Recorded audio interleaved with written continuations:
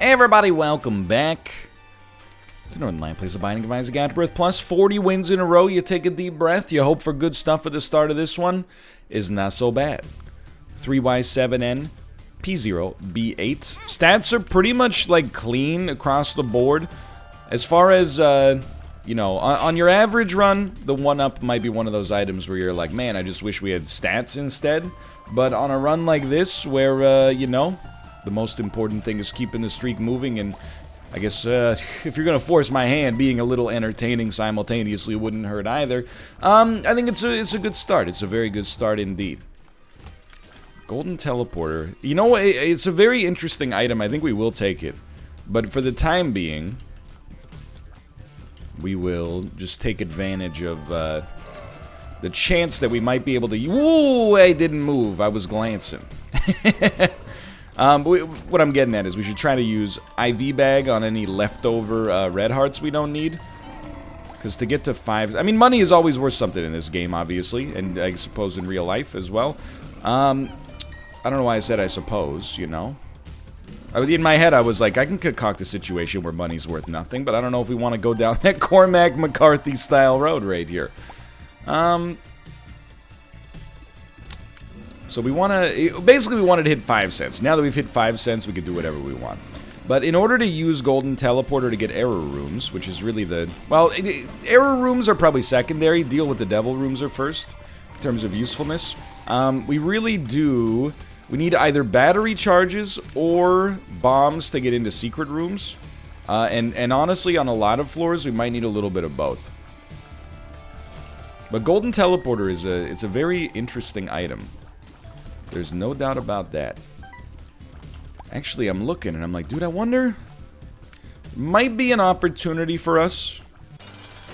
I did not want to see this. You know what? I know that might seem a little weird to have used that there. I don't think I was ready to fight this guy. I feel like a single bomb might help us out a lot. If we could just get a single bomb somewhere.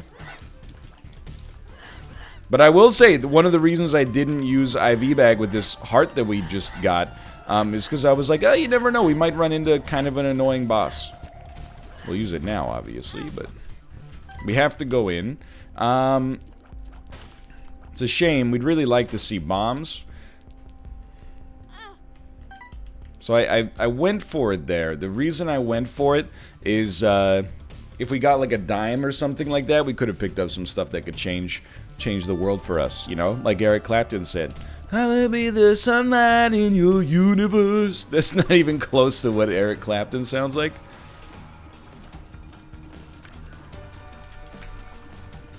But, I don't really sound close to Eric Clapton, so it makes perfect sense to me that we don't sound like him. So here's my thing. This is going to be a horrible boss fight. Like Jason Sudeikis, Charlie Day, and Jason Bateman. So my whole game plan is we killed the spiders. They're not coming back. Now there's spiders 2.0. They will come back. So the more damage that we could do to the progenitor of the spiders, the happier we will be for certain. And it just minimize the amount of spiders my man creates. We don't want to be wasting all of our DPS on spiders. Just let me out. We could do some damage to the big man himself. That's the dream.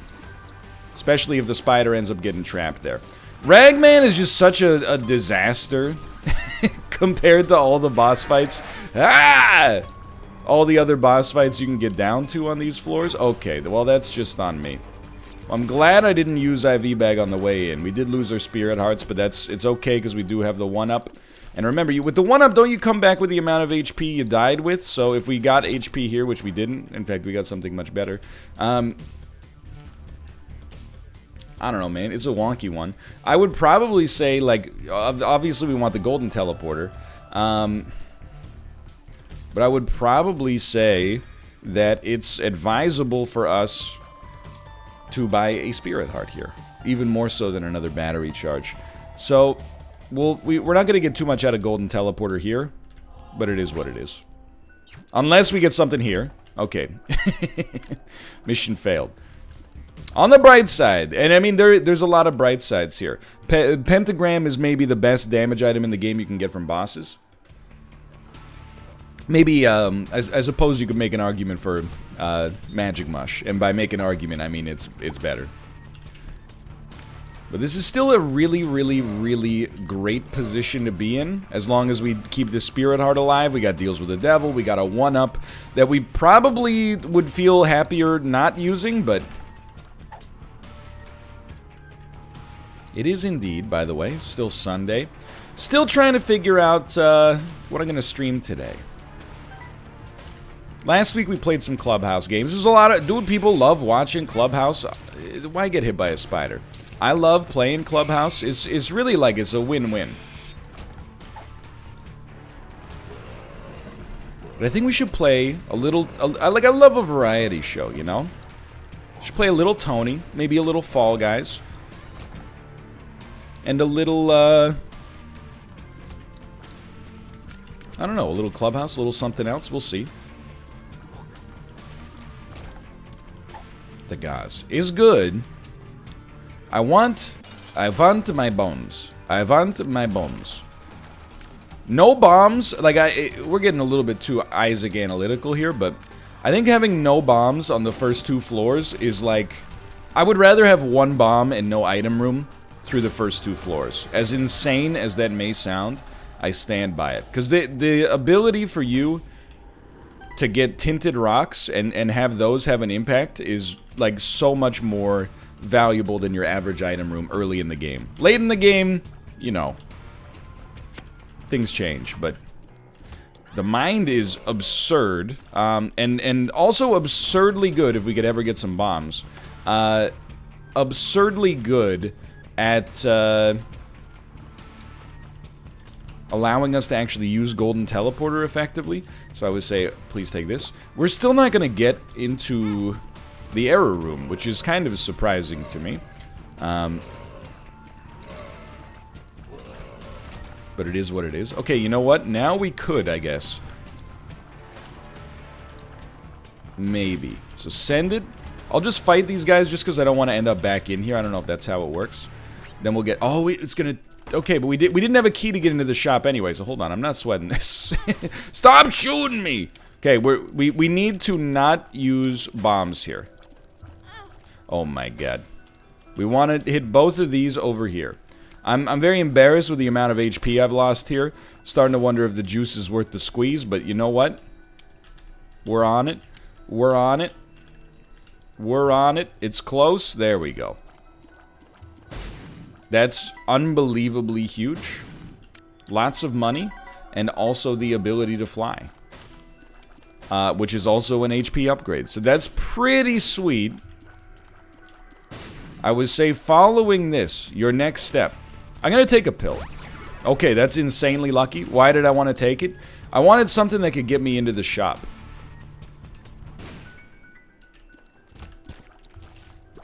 Because getting into the shop is going to be worth a teleport charge, essentially. Alright. Well, you know what? That actually turned out really well, but let's not take any other pills ever again, except this one. Okay, but I'm done. After that, I'm done. So we're actually, like, it took a long time here, but we're actually going to get into the error room, I think, which is a little insane. We might as well rest. Oh, we can't rest? Okay, we might as well never rest. And nobody is more surprised than me that somehow with Golden Teleporter we managed to hit like exactly the perfect line of managing to make this work. Once we move on, like it's error room and then we're out, right? So, oh no, because we gotta go to the self-sacrifice room still. I wouldn't mind buying another Spirit Heart if we could get one. Okay, we'll leave. Maybe I'll buy a key first just in case. Alright, so after all that, we managed to make it happen. Now we just don't want to see a bunch of stone chests. That would be the worst. This is doing the little things right in a way that I did not anticipate. So after all that, we got Stompy. It's actually, you know, when we're in a low bomb situation, I guess I'm not sweating it. Alright, we'll take that. Although you could blow up I Am Error and get some value there too.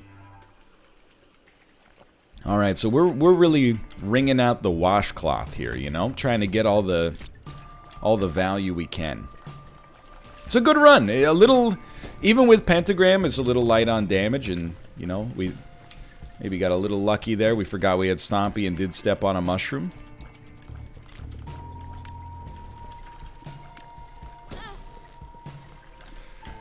Ha ha ha ha.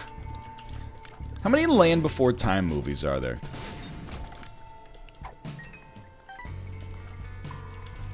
Where did that come from? Well, I was just thinking, you know, like, I know there's a... Please stop walking over those. Or flying over those. I know there's at least 8. But it must have... Like, there must be more, right? Like, are they still making a Land Before Time movie every 6 months? There's people that may not know what I'm talking about. The Land Before Time is an insanely influential children's animated movie from my childhood about dinosaurs. Even still, you know, 20 years or 25 years after the last time I saw it, I know, you know, you got Ducky. She says, step on a crack, you break your mother's back. You got the Triceratops, who's, you know, she gets separated from her parents because of an earthquake or something like that. Like, it's all coming back. You got Littlefoot. Of course, you know, we don't even need to get into that because it'll still bring a tear to my eye in this modern era, but... How many of them are there? You know, it's a question for Google. I gotta know. I'm not afraid to ask. I gotta know. I'm gonna guess that there's 14 Land Before Time films, and I'm gonna consider it a success if I'm within 2. Give me one moment here. How many Land Before Time movies are there? 14! The man is a genius. What can I say? Oh, you didn't know that? Did they ever get to the point where, like, you know... Look, I know that dinosaurs and humans didn't coexist. But, like, if you're gonna make 14 movies about dinosaurs, like, you might as well... You're telling me there's not one where they, like, the dinosaurs meet, like, a caveman baby or something like that and have to raise it for their own? I don't believe it. It doesn't have to be scientifically accurate. It's a cartoon movie about dinosaurs that talk, you know? It might give kids the wrong idea. Like, look, I'm the master of useless information, right? At the end of the day, if a 6-year-old kid in their head believes that dinosaurs and humans coexisted, does that really impact their ability to be a functional adult? I don't think so, no. You know, teach them the value of compound interest, what an amortization table looks like, you know, how to treat people with respect, and so on and so forth. And, you know, maybe they lack a little bit of knowledge about dinosaurs and man, and that's okay. It's okay, it's not that big of a deal. This might give us a consumable. Okay. We don't want it, but we'll use it. The bomb is super good, though. In fact, I mean, dude, you're not gonna see me do this too much. This run is pretty great. Like, we should be totally fine. But you also want to, you know, maximize every opportunity for this sort of stuff. And we haven't really had a lot of bombs, you know. It's worth the cost of admission here. What? And actually, I don't know, it's a tough choice between Counterfeit Penny, which I like a lot, and then Child's Heart, which will probably work insanely well with Dark Bum. Don't worry, I wasn't gonna step on the bomb. I wasn't gonna step on the bomb. Oh, baby. This is just, it's shaping up to be another slow run, you know? And I'm okay with that. It's casual, it's nice, honestly. In a, like, sitting by the dock of the bay sort of way. I think it's worth trying. You know what? I'll suck up a Chariot card. I'm not too worried about it. Restock is always interesting. I actually think I am going to buy it. And we got an amazing trinket out of it. But I was insanely lucky. I was also hoping I might get a bomb out of it, but that's okay. Our damage stat was definitely like our most pressing concern. Now that we have a bomb, hold on, I'm just thinking. So I'm like, how do we get to an error room? That's our #1 concern. We'll get to a deal with the devil no matter what. I mean that in 100% sincerity. Even though we only have a 36% chance, as long as we go to every room, including both secret rooms, we will make it to the deal with the devil. So then we need 1 extra charge. Or, if we make it to the deal with the devil on percentage chance alone, we will also gain access to the error room. Okay, so that's good to know. So we got our second secret room. That's why the mind is such like an incredible get for us. This is still a good room for Dark Bum for obvious reasons. And everything is definitely coming together here. Oh, thank you, thank you. There's a pretty good return on investment for a single bomb. You definitely also love to fight the Fallen. Kind of got the same outfit going on here. I had 100% belief we were going to dodge that. I felt like I was in the Matrix. Go ahead. Go ahead.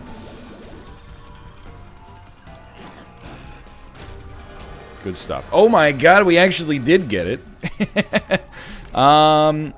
I still, and you know, my guppy percentage has gone way down. I think it's because I rarely, like, I won't take a bad first guppy item anymore unless we have tons of HP. So I think, like, there's a chance for it here. Actually, now that I look at this for a little bit longer, I think I'm more open to it.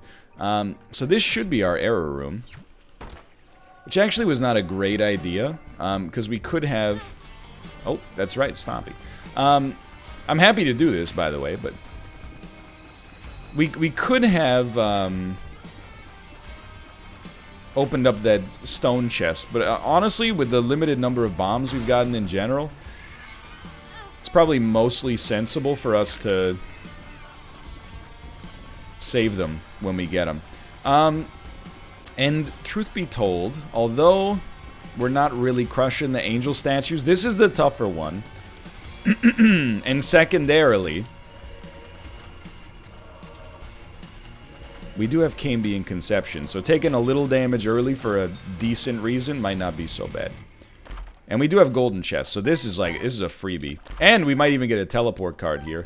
I know that that's Tears Up now, but we still don't really want it. We definitely do not want that.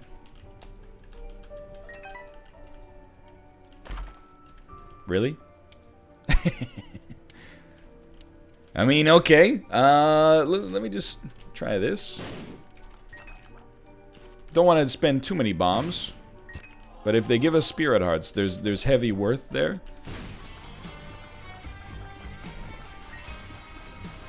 Yeah, just don't walk into that by accident. You'll be fine. I gotta tell you, it was probably almost 3 weeks ago now. I just got a vibe that, like, we were gonna be in a great spot in Isaac, and it definitely appears to have been coming true, or to be coming true, I should say. Sure, because we just got more bombs, I will do this then. I really do feel like we're in a good spot, and you know what? This is insane. I'm gonna go down to 6. If we get a deal with the or if we get a Spirit Heart here, awesome, and I'll consider that a success. But I really was just trying to get Cambion Conception to get closer to pop. And I actually, believe it or not, I think it's the right idea. Though you may think I've lost my mind. With Dark Bum and a 1-up and, you know, all these ways that we found to get Spirit Hearts on top of, like, not losing that much HP early to begin with, I think the faster we can get Cambion Conception to pop, the happier we're going to be. There is an arcade on this floor, so I wouldn't throw away my HP just yet, but... I don't know. I actually am kind of tempted to throw my HP away just yet. Because I think getting a succubus or an incubus would change the game for us. But we definitely... I think we want to do it in a situation where we don't take one full heart. And I think these guys might not fit the bill there.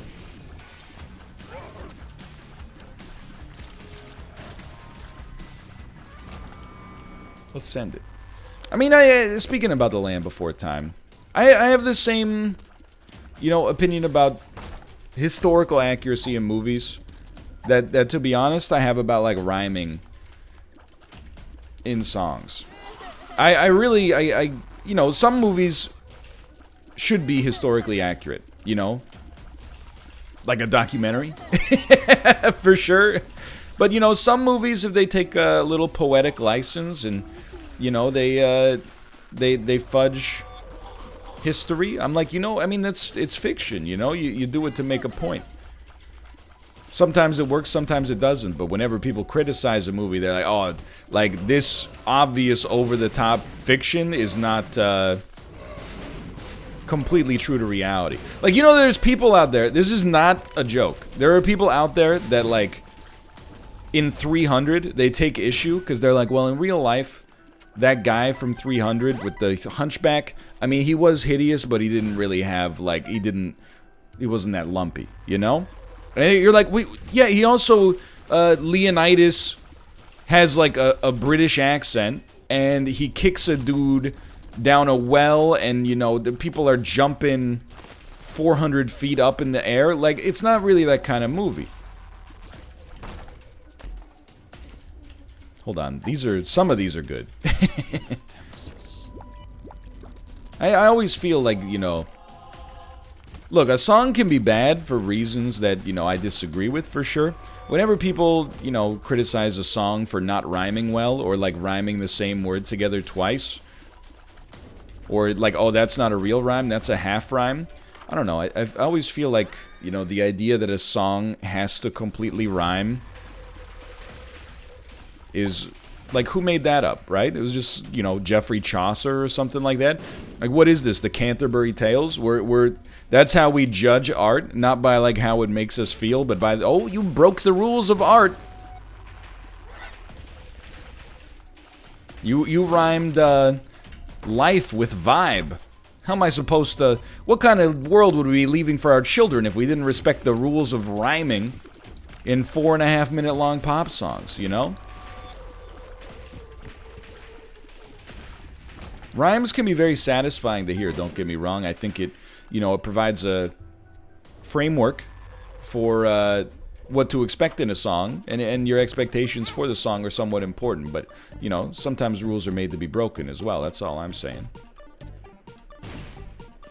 Get it out of... It's worth taking the hit to get that out of there. So the map is not worth much. We're still going in on this one. We just got Leech. Leech is actually, like, an incredible pickup for gaining HP. It's not one of the items we would most be stoked to have. But it is still pretty great. But my appetite for playing that blood bank might be a little bit exhausted now. I don't know. We'll see. Again, it's been kind of like a series of slow runs, and I'm not against it. I genuinely am stoked that we're getting runs that are winnable. But we are making up for the fact that we did have like 10 Mom's Knife runs in a row. I'm happy to be moving on from that and the perception that I just get Mom's Knife every time. Mystery Sack is super good, dude. That's my bad. On the other hand, I'm like, we have the virus, so... I don't know, like, maybe there is a weird play in here now, where I'm like, we run into an enemy, we take damage, it triggers Cambion Conception, possibly, you know, eventually. It also triggers the virus, so the enemy that we ran into might also just give us our HP back. Like, it actually worked that time. Okay, and we got our deal with the devil, so we'll go check that, and we hate everything about it. We hate everything about that. We were definitely going Ipecac. I mean, come on. How could we not? Well, I'll tell you. That certainly solves any damage-related problems we were concerned about having. Depths 1 at 22 minutes, which is extremely late, but also it's a fun run. So I would probably, you know, I mean, keep in mind, what we just got, you know, getting Ipecac was from our error room. So we don't want to just be like, hey, we're done with the error rooms, but, you know, it's kind of like, you know, it's kind of like college. You know, maybe college, through your hard work, allowed you to earn an awesome degree. That doesn't mean you should spend the rest of your life in college. We all know some people that are kind of in that vicinity. I mean, I'm not trying to crap on anybody. I love school, genuinely. And I know it sounds like a like I'm just saying that to make myself sound smart or whatever, but genuinely, like, the process of, like, going to classes and learning and, like, being tested on my knowledge as an incentive to get better at the knowledge, it like, I enjoy it. I find it enjoyable. But still, you know, I've got, you know, friends and, you know, acquaintances that I went to university with between, like, 2007 and 2010, and they're, like, still in university. And I'm always like, you gotta cut the cord at some point. Like, you know, in my own way, don't get me wrong, I'm jealous. But I'm like, okay, you got, you know, a 4-year degree in, like, a science, and then you're like, that's not really what I wanted, I'm gonna get my teaching degree. And then you teach for a year, and you're like, it's not really what I thought it was gonna be. So you're like, I want something more practical. Or like, I'm gonna go get my MBA, and then you go get your MBA, and you're like, the corporate world, you know, it just chews you up and spits you out. So I'm gonna, you know, become a social worker. And I'm like, all right, but, like, at some point, you gotta choose. Look, I'm not one of those people. In fact, I very much am annoyed by the kind of people that are like, you know, the purpose of college is just to educate you for a job. You know, I think that there's multiple purposes for college. Certainly, one of the purposes is to, you know, educate professionals so they'll actually be, like, adept at picking up, you know, the skills required for a job. Like, I would rather that the people who go to school to be engineers learn practical skills about engineering, you know, because they're going to use it instead of just like, I dabble. But I also think that, you know, a well-rounded education is important. I don't think that everybody in college should, you know, be there just to, you know, learn wastewater treatment. However, hey, don't let me tell them how to live their lives. I'm just saying, like, at some point you got to get out of the school bubble, right?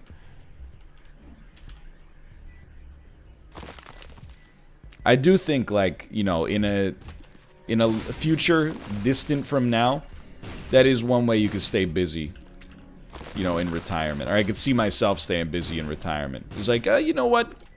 I take, like, 2 courses a semester from the local community college or university. Last semester, I learned a lot about, you know, the Hellenic classics. And this semester, you know, I'm picking up a little bit of Finnish. That sounds cool. Sounds cooler than just watching the Maury Povich show, which is probably what I would do. Well, I don't know. In all likelihood, Maury, don't take this the wrong way. You'll probably not be doing the show by the time I'm in this position. You're already, you must be, like, in your 70s, maybe even, like, your 80s? Not to say he doesn't look good, I mean... Anybody else get that realization? Like, when I was a kid, I would watch Maury. My number one thought would be, like, Maury's old. Now that I'm getting a little older, I'm like, man, Maury was in really good shape for an old guy. I'm like, this guy was, he was definitely hitting the gym. Sure, that's a big smelt. Honestly, this might be a good opportunity for us to just roll Trinket Smelter. We don't really want Blank Card Judgment, but we can at least, like, do that. Then we'll go heavy on this, dude. I'm still for it. I'm still hip. I'm still with it. I think we'll just blow these guys up. And this is exactly what I wanted, is just enough money to get this. Which is now useless, now that I think about it, but that's fine. And yeah, give me Trinket Smelter, weirdly enough. Let's... You know what? We don't really need Trinket Smelter. I was thinking about it, and I'm like, you really want to hold on to, you know, other trinkets that badly? You have 47 damage. Come on, man. We can mix it up a little bit here. Hold on. How old is Maury Povich? He's 81 years old. Look, I'm not saying, again, I don't think this discredits it. I'm not saying he hasn't had, like, some work done or something. But I'm also like, man, for an 81-year-old dude, he's in incredible shape. Last time I saw him, which was probably when he was, like, 65, but still.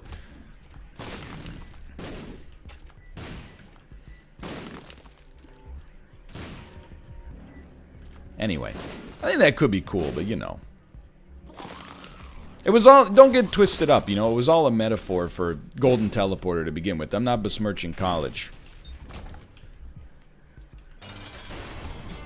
can't believe we have so much left to go. The only thing I'll say right now, like, it's an amazing run, but we could use a tiers upgrade. I'm okay getting hit here. Again, we have Cambion Conception. We got the virus. There's good plays to be found. This is what we need without a doubt. Although speed would also not be bad. Okay, get me out of here. I'm stretching it out. I'm stretching it out. I know where I want to go. By the way, for anybody unfamiliar, Maury Povich is an exploitative... Well, the show's just called Maury. But it's an exploitative television program where, you know... Typical... The classic example of Maury is, you know... Young woman comes on, and she's like... You know, Tyler won't accept that he's the father of my son. And then, you know, they're gonna do a paternity test live. Yeah, it's like I can already tell this is gonna be a good bit, but I'm just figuring out how I want to approach it. You know, a young lady, perhaps by the name of Darlene, comes on and goes, you know, Tyler won't accept that he's the father of my son. Look at him. He looks just like his dad. Blah, blah, blah, blah, blah, blah. Anyway. And then Tyler comes out and is like, that's not my kid. Darlene was sleeping around with everybody. She slept with my best friend. She slept with my uncle. She even slept with my dad. And then, like, the audience goes, ooh, you know? Like, it's very... I mean, it's like punching down, is what I'm trying to say. I watched it as a child. As an adult, you know, although I find the concept of the show innately kind of funny and in a sketch comedy context, for sure. But, you know, in a real context, I'm kind of like, I don't know, it makes me feel a little weird to be, like, looking at this train wreck and then being like, oh, thank God that's not me. But I guess that is, you know, the crux of a lot of shows I have watched a lot of. So, and maybe I'm being a little bit of a hypocrite, but I digress. And then eventually, you know, they do the you are the father or you're not the father based on the paternity test. And, you know, and then... Inevitably, there's only, like, two kinds of reactions. One of them is, you know, if they are the father, the two reactions are either, like, he doesn't believe it and he runs away. Which is always funny when they run from the set of the TV show and the camera crew's following them. But then the other one is immediately, they're like, I love this baby and all our problems are solved. And I was like, really? Because you were just openly yelling at each other, calling each other, like, terrible names on internationally syndicated television. Look, I'm not naive enough to think that most of those stories have a happy ever after, I suppose, but I guess on the bright side, you know, they're giving it an honest chance, you know? And then the other one is if they're not the father, they start doing, like, a dance. So that's, if you're not familiar with the Maury Povich show, there you go. It's basically like... Jeremy Kyle. I assume at this point you would be familiar with one of the two. You know what? That's what regular bombs are for. That was like the classic staple of homesick television. If you're homesick from school, don't hurt me. If you're homesick from school, it's like 11 a.m. Well, 9 a.m. Regis and Kathy Lee. Later, Regis and Kelly. Later, Kelly and Michael Strahan. I don't even know what it is now. Also, rip Regis, you know? Just thought about that. I got nothing but love for Regis. The man was a consummate professional in the world of television for, like, literally 80 years. It's insanity.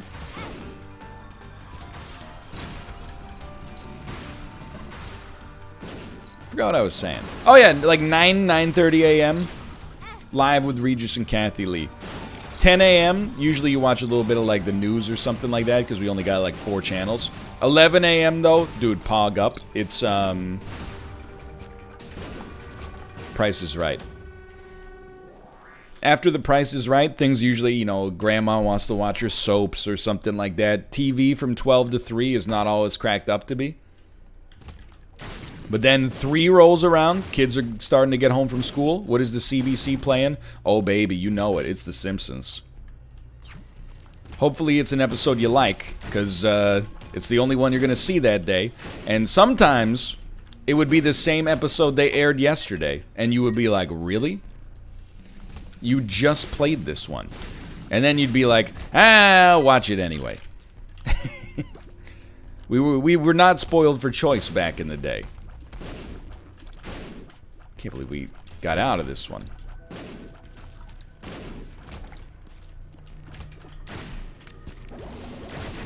Little Maury. Also Judge Judy. Judge Judy, very popular. I will say, of all the exploitative shows, of all the shows that exploit people, Judge Judy, I actually think is like one of the least bad. Are the people on the show perhaps a little down on their luck? Is some of the show's charm, or perhaps even most of the show's charm, watching, you know, very salacious and sometimes petty complaints brought up in front of the legal system for drama? Yes, but Maury is like, it's the core of people's lives. You know, my wife is cheating on me. You know, my kid isn't my kid. Like, that stuff is like, it's no wonder there's been cases where, like, you know, people died or were murdered over stuff that was said on those shows. At least Judge Judy is just kind of like, he ran over my mailbox in his truck. And then the guy's like, yeah, I did it. And then Judge Judy is like, does it say stupid on my forehead? Anyway. I think Judge Judy is one of those shows you can kind of watch a little bit more guilt-free. You know, the part I hate about Judge Judy, though, and it's been a while since I've seen it, they do it on the People's Court, too. But sometimes, you know, they'll cut to, like, a bunch of people outside that are watching the show, which is just, you know, back in the day, pre-cell phones, sure, I could buy that people were going to Times Square and, like, I'm going to watch the People's Court on the Times Square television, but now it just seems a little strange. But, you know, they'll cut to people outside and be like, hey, it's a legal matter, what are your opinions? People who have never studied law at all. And they'll be like, you can tell by the way they're talking they're a liar. And they're like, alright, interesting, let's see if that holds up. I don't think that's the basis of our I don't think we should be asking those people. You know what I think would be way more interesting? Is if you actually had, like, legal experts give their opinion on what was happening in Judge Judy. That would be so much better than, like, you know, Facebook Tom is like, throw him in the clink, you know? If they had, like, a real lawyer that's like, you know, well, I'm drunk technically isn't a defense. However, it does invoke this possible blah, blah, blah, and if they're not in control of their actions, it might be this crime instead of this crime, you know? That would be way more interesting. Like, that's, and I've said this before, so it's like this, the inverse thing with cooking shows. Cooking shows that are competitions, I don't want real chefs. I want fake chefs, or people that don't know how to cook, let's put it that way, not fake chefs, but, and then for shows that are, like, more mindless, I want the most hardened experts of all time. That's what I want to see. I love a good fish out of water story. Show me people who don't know how to cook opening up a basket of, like, you know, star anise and dragon fruit and being like, what the heck do I do with this? And then show me an episode of Judge Judy where, you know, like, a retired Supreme Court justice is like, here's my opinion on this. Here's my opinion on the case of the, you know, missing Marlboros. I want to see it. I feel like that's kind of, and I don't really like this show that much, just I kind of thought it overstayed its gimmick, but I do respect it. I think that's kind of why Drunk History was such a, like, a moment, right? Is that, you know, if you were to watch a documentary from a historian about,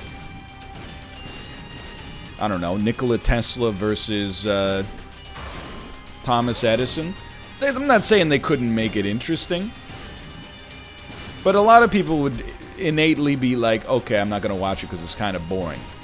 But, like, somebody who kind of knows what they're talking about, but is an amateur, makes it very entertaining. As you know, with the Hollywood sauce put on top of it, of course. I'm not saying you go sauceless. I think way more of television should be amateurs pretending to be professionals and then professionals trying to be amateurs. It's one of my favorite multi-genre subcategories. I'm telling you, like, if it'll never happen. I'm not part of the traditional system. But if you made me, like, you know, director of programming at a mid-sized cable network, I could get you some press. Like, how would I remake court shows for a modern generation? It would be the easiest thing of all time. Okay, so here's what you do. It's the exact same show as Judge Judy or The People's Court, except you have incredibly high-powered lawyers, like the Iron Chef of lawyers, defending the people in the... Like, show the world what it would look like if you had $1 million defense attorney in small claims court. I want to know what it looks like, and I want the cases to be as ridiculous as possible. And you know what? Even better if, like, when they come in, they get to choose a lawyer, like Iron Chef style. If they're like, I want... you know, high-powered Manhattan white-collar crime. Get me the guy who did Blagojevich. You know? Or you could be like, I want the disarming Southern gentleman who appeals to the... He's got a plus 25 in jury trials because he just seems like an everyman. That would be the greatest show on television. It would get so much press. But they're cowards and they won't give me the reins. Anyway, thanks for watching. I hope you guys have enjoyed it. If you did, click the like button. It helps out a great deal. Of course, subscribe if you want to see more in the future. For now, thanks for watching. I'll see you next time. See ya!